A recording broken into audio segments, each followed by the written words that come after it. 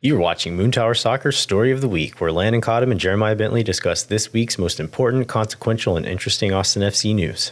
All right, let's get into the story of the week. I mean, talking about the game this week, we'll get to the news about GTA Bukhari and some other stuff later on. But we're going to talk about the game for now. 2 shots, period, in this game. Not 2 shots on goal. 2 shots, period, against Kansas City had a lot more. I don't know what their number ended up being, but it was a lot more. Like, I don't even know what to say about this at this point. Yeah, it was 14, by the way. It was 14-2. And against a team that was I believe it was it 17 matches since they had recorded a clean sheet. The team is leaks a lot, has leaked a lot of goals this year. And I think about I almost texted Nate Bukaty because he was so down when we interviewed him about everything about Sporting Kansas City before that match when we did the preview with him.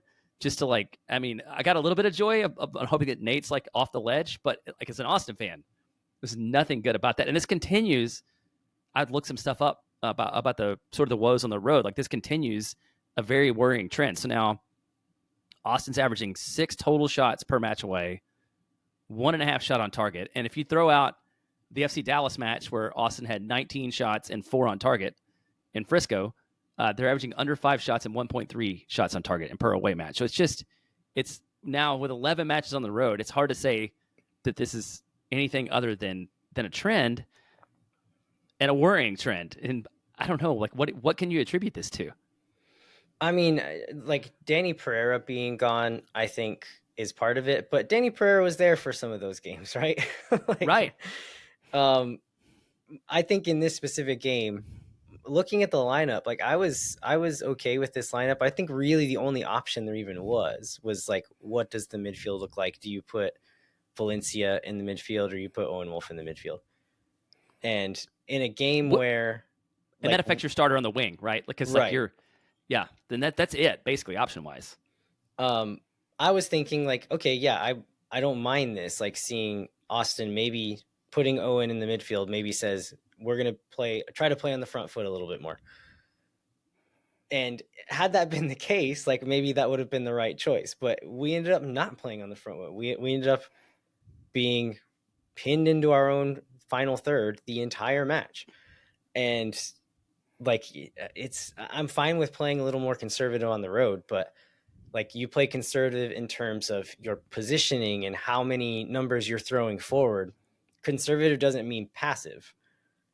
And even if you're not pressing, you still need to be active and vigilant in your mid-block defense. You if you're not throwing numbers forward, you still need to put effort into creating options off the ball and pushing your line a little higher to win the ball back and little things like that. We'll get into some comments made after the game about Austin FC's effort in this game. But I think it has to do with coming out with the idea that, okay, we're on the road. MLS is a crazy league where the odds are stacked against you, no matter what team you are, who you're playing.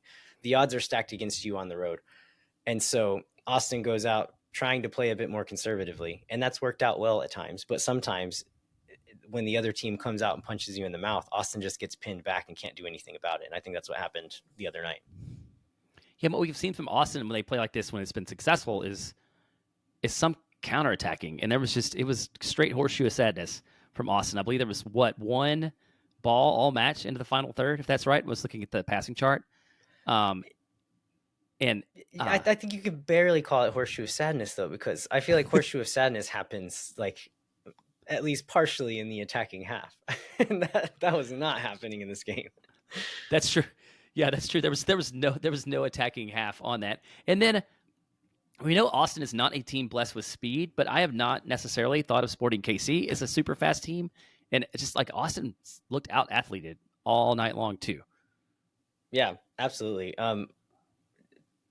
Talking about being pinned in, you have to be able to do something to break up the other team's momentum at times. And I think two of the main ways you can do that is by having some bite in your defense and taking the ball off of them at times, or if that's not happening and you get pinned back, when you do win the ball, being able to play out and keep the ball a little bit. Austin was doing neither of these things. And so we were not taking the ball off of them KC had their entire team. Eventually, they would work up and up and up and just be camped in our half of the field. When we win the ball back, we'd be so pinned down that Hunter Obrion is making tackles at the top of the box.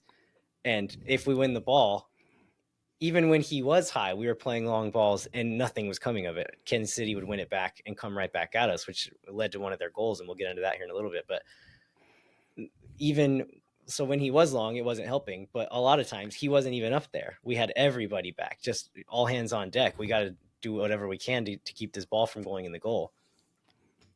And just we're doing nothing to stop their momentum. Yeah, and you see that if you look at the momentum chart, it's very blue for a really long time.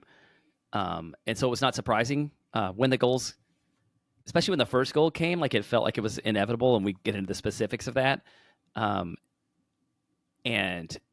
it was one of those games that maybe Austin's only hope is some like Driussi magic on the road.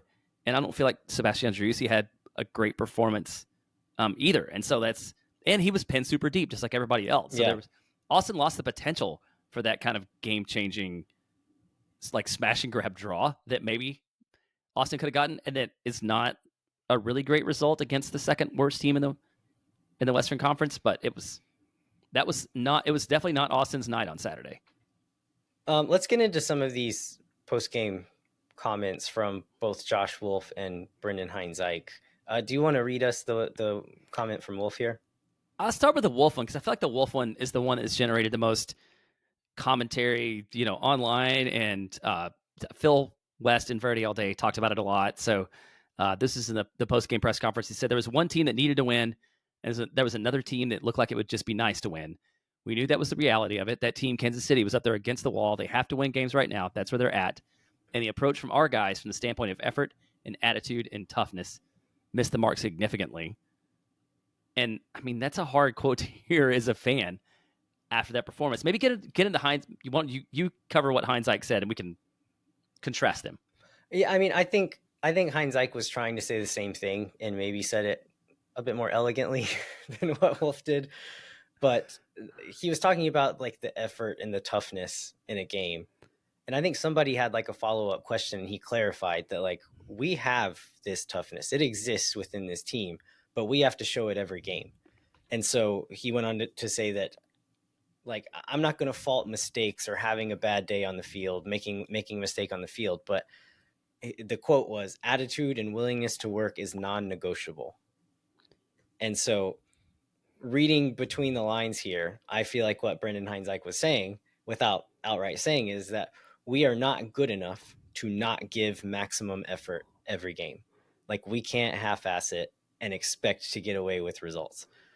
And like I agree with that, and I'm glad that he is saying that, and like that is an understood thing. And he said we talked about it before the game. It clearly didn't take, but talked about it again after the game. As soon as the result was over, Brendan was saying, yeah, we talked about it in the locker room just now that we can't afford to play like this.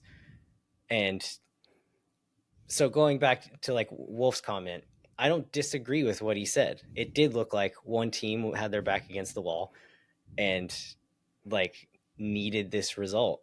And the other team is like, okay, we're on the playoff line. Like it would be nice to win this one. But it's not super inspiring to hear that said in that way from the head coach, in a way that made it sound like he was not involved in this game.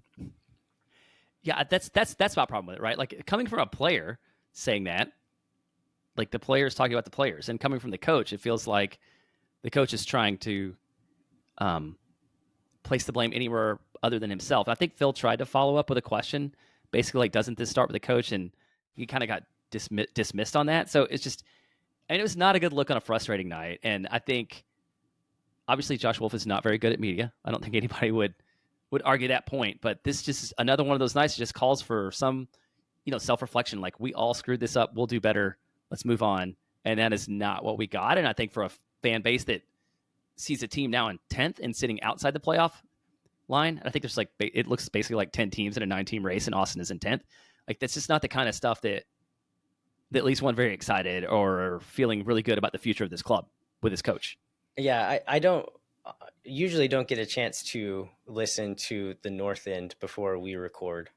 but I did listen to most of it today. And Zach went in really hard on Sebastian Driussi for this game because of the fact there were moments where it looked like he wasn't putting in maximum effort, not the whole game, but just little moments.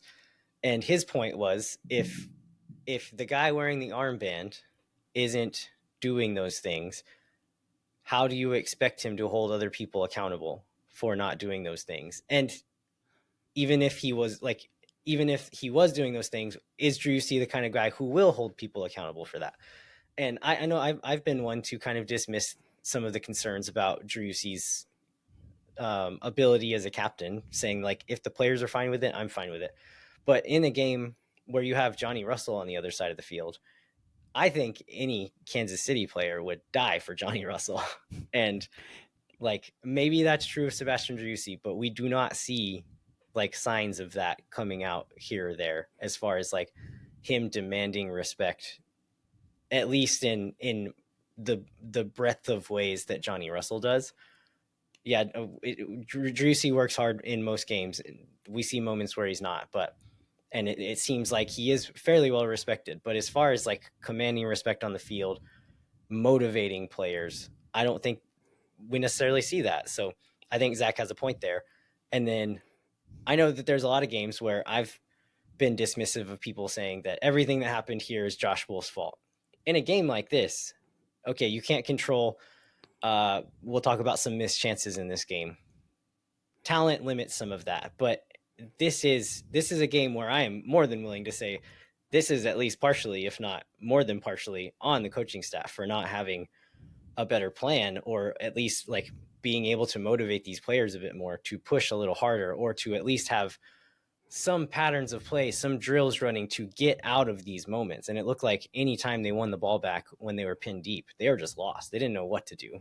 And then whenever they did kind of get a lifeline out, that's when the talent let them down. And so I think those two things kind of compounded on each other and just led to a really miserable night.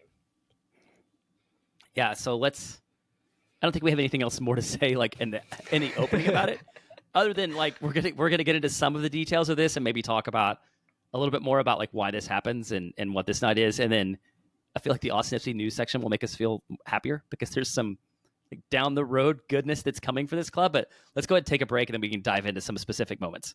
All right, sounds good. If you like this video, you can listen to the full episode at moontowersoccer.com or wherever you get your podcasts.